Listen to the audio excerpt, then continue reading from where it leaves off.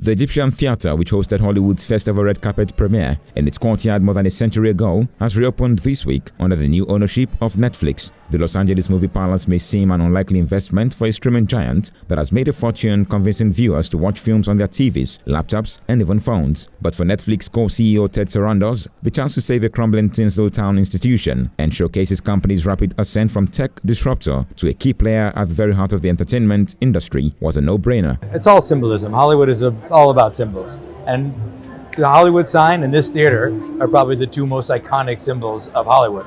And people, when they come here from all over the world, they want to see those symbols. And so this one, unfortunately, was falling down.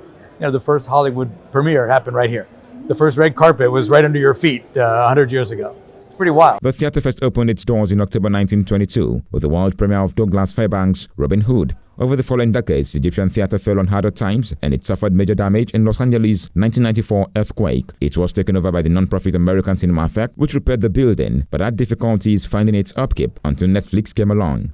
At one time, talkies were very difficult to show here because of the bouncing of the sound.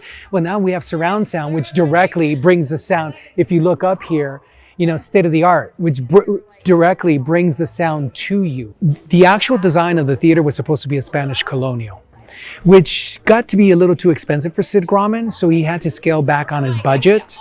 And so he went with something very easy. What was easy? Paint on the walls. Hieroglyphs. The deep-pocketed streamer agreed to bankroll work to renovate the theater once again. It has not disclosed the cost, but estimates put it around $70 million.